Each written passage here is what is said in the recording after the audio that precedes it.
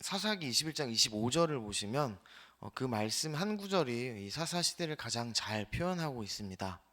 그때에 이스라엘에 왕이 없으므로 사람이 각기 자기 소견에 옳은 대로 행하였더라. 이 말은 단순히 정치적인 무슨 공백을 말하는 것이 아닙니다. 참 왕이신 하나님을 왕으로 모시지 않은 영적 무질서를 보여주고 있는 겁니다. 하나님을 왕자에서 밀어내고 결국 나 자신이 왕이 된 시대인 겁니다. 그렇게 내가 왕이 된 마음에는 여러분 반드시 우상이 자리하게 돼 있습니다. 오늘 우리가 살펴볼 사사기 4장이 바로 그런 시대 한복판에서 시작됩니다. 1절을 보시면 에훗이 죽으니 이스라엘 자손이 또 여호와의 목전에 악을 행함에 기록합니다. 여러분 여기서 또라는 이 단어가 그 말씀을 읽는 우리 마음을 좀 안 좋게 합니다. 구원 받았지만 오래 가지 못했고 은혜를 경험했지만 금세 잊어버립니다. 그리고 하나님께서 보시기에 지금 본문을 보면 악을 행했다고 기록합니다. 여기서 그들이 행한 이 악이 도대체 무엇일까요? 칼을 들고 하나님을 대적한 것이 아닙니다. 노골적으로 하나님의 이름을 부인한 것도 아닙니다. 그들이 하나님의 목전에 행한 악은 가나안의 문화를 자연스럽게 받아들이고 그들의 가치관을 자연스럽게 배우고 그들의 종교를 아주 조금씩 섞은 겁니다. 여러분 우상 숭배는 어느 날 갑자기 시작되지 않습니다. 편리함이라는 그 이름으로 또 지혜라는 이름으로 시대의 적응이라는 그 이름으로 우리에게 조금씩 스며듭니다. 이스라엘 백성은 이거를 악이라고 생각하지 않았습니다. 그저 조금 더 잘 살기 위한 선택 같은 거라고 여겼습니다. 그러나 우리 하나님께서는 그것을 악이다 말씀하신 겁니다. 왜냐하면 우리 언약 백성이 하나님 외에 다른 것을 의지하는 순간 그것이 곧 악한 영적 간음이 되기 때문입니다. 지금 본문의 이스라엘이 그런 상태입니다. 그래서 2절과 3절은 아주 충격적인 말씀을 우리에게 전하고 있습니다. 제가 이렇게 있습니다. 여호와께서 하솔에서 통치하는 가나안 왕 야빈의 손에 그들을 파셨으니 그의 군대 장관은 하로셋 학고임에 거주하는 시스라요. 하나님께서 백성들을 야빈이라는 왕의 손에 넘기십니다. 철병거 900대를 가진 하솔의 왕 야빈과 또 그의 군대 장관 시스라 그리고 20년 동안 이어진 아주 무섭고 또 고통스러웠던 그 혹독한 압제. 그러나 여러분 성경은 분명히 우리에게 말하고 있습니다. 이스라엘의 진짜 문제는 야빈도 아니고 군대 장관 시스라도 아니고 철병거 900대도 아니라는 겁니다. 진짜 그들의 문제는 언약 백성이 하나님을 버렸다는 것입니다. 외부의 압제는 원인이 아니라 여러분 그냥 단순한 결과였습니다. 사사기는 우리에게 반복되는 구조를 보여줍니다. 죄, 징계, 그리고 부르짖음, 다시 구원, 그리고 마지막으로 다시 타락. 사랑하는 성도 여러분, 이것은 단순한 역사적 순환이 아닙니다. 정말 우리 인간의 전적인 타락을 보여주는 거울 같은 것입니다. 환경이 바뀌어도 또 지도자가 세워져도 사람의 마음이 바뀌지 않으면 또 다시 무너지는 겁니다. 이스라엘은 가나안 때문에 무너진 것이 아닙니다. 자기 마음의 우상 때문에 무너졌던 겁니다. 그렇다면 우리 하나님께서는 도대체 왜 그 20년이라는 긴 시간 동안 당신의 백성을 오늘 말씀처럼 고통 아래에 두셨을까요? 그분이 잔인하셔서가 아닙니다. 또 하나님께서 무관심하셨던 것도 아닙니다. 하나님은 계속해서 그 언약을 잊지 않으셨습니다. 여러분 징계는 버림이 아니고 또 징계는 포기도 아닙니다.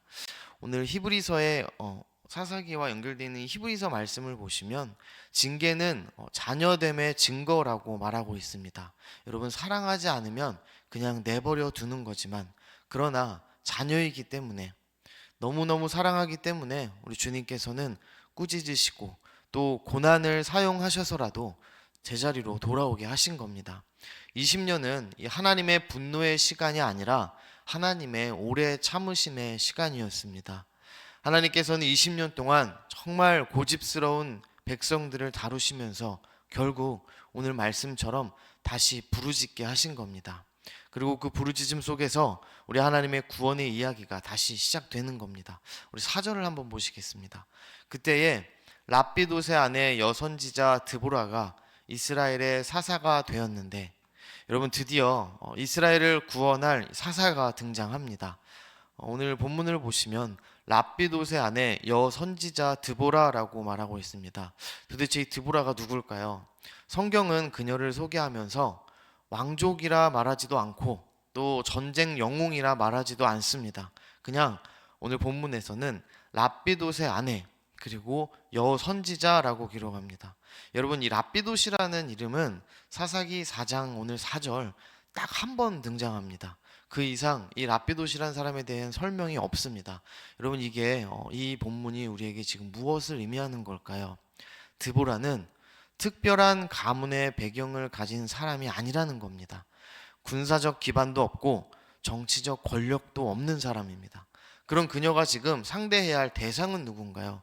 하솔의 왕 야빈, 무시무시한 군대 장관 시스라, 그리고 도저히 상대할 수 없는 철병거 900대입니다. 사실 누군지도 모르는 평범한 이 랍비돗이라는 사람의 아내 드보라는 여러분 하솔의 왕 야빈과는 상대가 되지 않습니다. 그런데 왜 우리 하나님께서는 굳이 또 이런 사람을 사사로 세우셨을까요? 여기에 우리가 반드시 주목해야 할 한 가지가 있습니다. 드보라는 사사이기 전에 선지자였다는 것입니다. 여러분, 선지자는 단순히 그냥 시대의 분위기를 읽는 그런 사람이 아닙니다. 선지자는 하나님의 말씀을 듣고 전하는 사람입니다. 사람들의 생각을 따라가는 사람이 아니라 하나님의 뜻을 붙드는 사람이 바로 선지자입니다. 즉, 선지자 드보라는 말씀을 사랑했고 말씀에 해박했고 말씀을 가까이 하는 사람이었던 겁니다. 당시 시대는 여러분 잘 아시다시피 하나님의 말씀이 아주 철저히 무시되던 시대, 내 생각이 진리가 되던 시대, 영적으로 완전히 무너진 시대였습니다. 그런 시대에 드보라는 사람의 소견이 아니라 하나님의 말씀을 기준으로 살았던 사람인 겁니다. 여러분, 그렇기 때문에 우리 하나님께서 그녀를 선택하신 겁니다. 그렇기 때문에 평범한 한 남편의 아내였던 여인이 오늘 본문의 말씀처럼 선지자가 되었고 또 사사가 되었던 겁니다.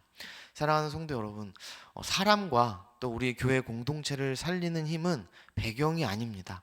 교회를 살리는 힘은 또 능력도 아닙니다. 오직 하나님의 말씀입니다.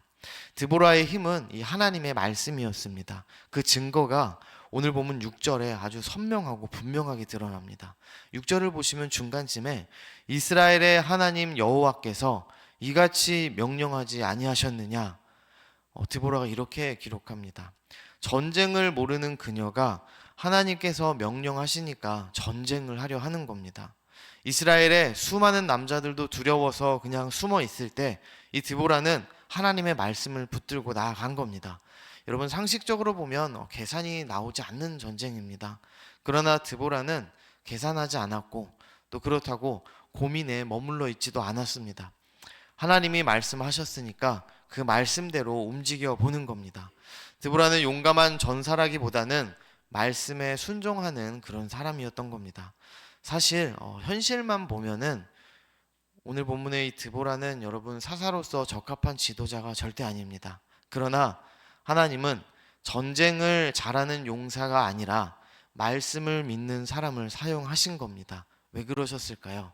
하나님의 역사는 능력 있는 사람을 통해서가 아니라 순종하는 사람을 통해 이루어지기 때문입니다.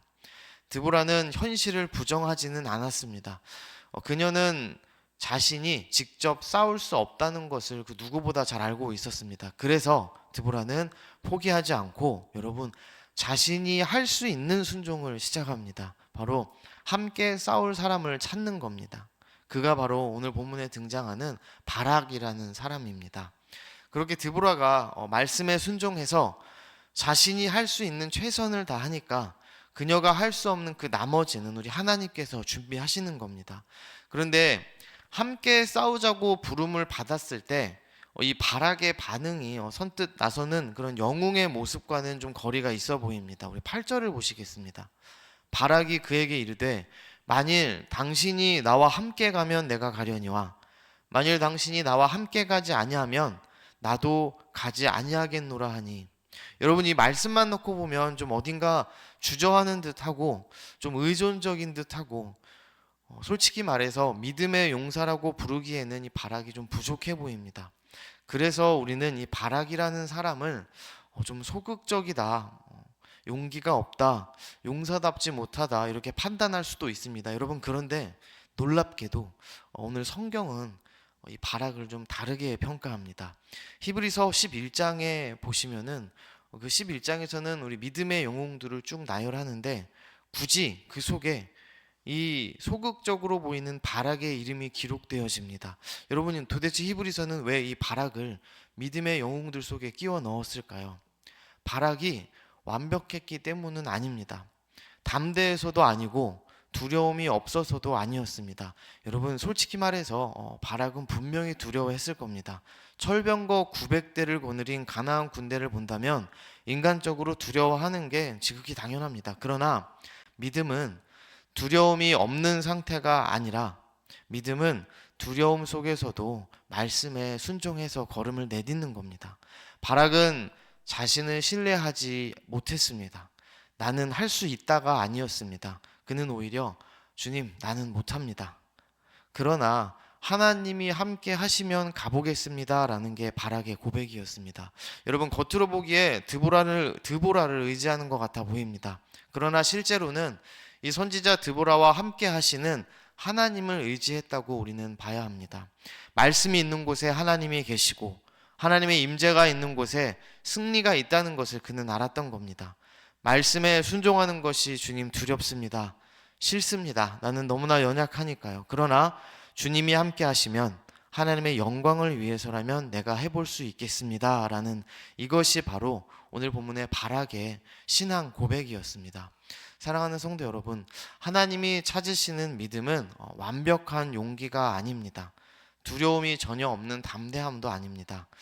두려워도 한 걸음 내딛는 그 순종, 내가 아니라 하나님을 붙드는 것, 그것이 오늘 히브리서가 말하는 바로 믿음이라는 겁니다.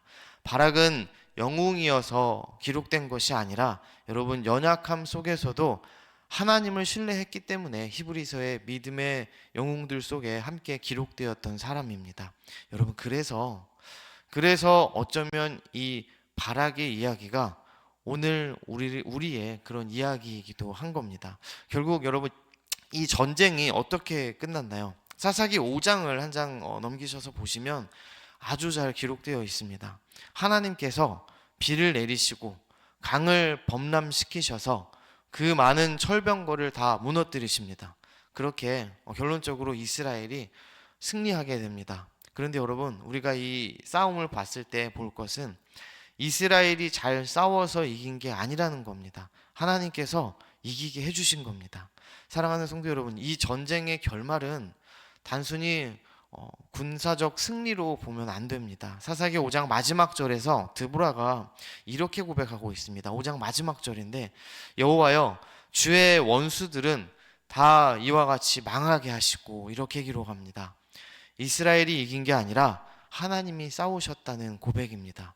철병거 900대, 군대 장관 시스라, 야빈 왕도 하나님의 손 앞에서는 여러분 아무것도 아니었던 겁니다. 말씀에 순종한 자들을 통해서 하나님께서 친히 구원을 이루신 사건이 바로 이 드보라의 전쟁이었습니다. 그러나 여러분, 사사기의 이야기는 사실 여기서 끝나는 게 아닙니다. 이 승리 후에 이스라엘은 어떻게 될까요, 여러분? 아까 1절에서 나왔듯이 이스라엘은 또다시 무너집니다. 왜 도대체 이들은 또 무너지고 또 무너지는 걸까요? 왜냐하면 이 사사라는 것은 일시적인 구원자였기 때문입니다. 드보라도 또 바락도 여러분 본문에 보시다시피 너무나 부족한, 정말 완전하지 못한 구원자였습니다. 그래서 사사기는, 이 본문은 우리에게 드보라와 사사를 통하여 더 큰 완전한 사사를 우리에게 보여주고 또 기다리게 하는 역할을 합니다. 말씀을 전할 뿐 아니라 말씀 자체로 오신 분, 우리 대신 싸우는 정도가 아니라 우리의 죄를 대신 짊어지고 십자가에서 완전히 승리하신 진짜 구원자, 철병거가 아니라 여러분 죄와 사망의 권세를 무너뜨리신 분, 바로 예수 그리스도를 오늘 본문은 우리에게 또 말해주는 겁니다. 드보라 시대의 전쟁은 여러분 일시적인 평화를 가져왔지만 우리 예수님의 십자가는 영원한 승리, 우리에게 영원한 평강을 주신 겁니다. 그때의 드보라를 통해서 주님께서 싸우셨다면 십자가에서는 우리 주님께서 친히 직접 싸워 주셨습니다. 그러므로 우리의 소망은 여러분 어떤 지도자도 아니고 어떤 능력도 아닙니다. 그냥 참 왕 되시는 우리 예수 그리스도 뿐이라는 겁니다. 사사기의 결말은 그래서 이렇게 우리에게 말해줍니다. 이스라엘에 왕이 없었더라 이것이 아니라 우리에게는 진짜 왕이신 예수 그리스도가 계신다. 여러분 그러므로 오늘 나의 이 왕 되신 예수님 앞에 다시 엎드려서 오늘 본문에 나오는 드보라처럼 그리고 바락처럼 부족한 나를 보는 게 아니라 부족한 내 힘이 아니라 주님의 은혜로 오늘이라는 전쟁에서 승리하시는 그런 저와 여러분 되기를 간절히 소망합니다.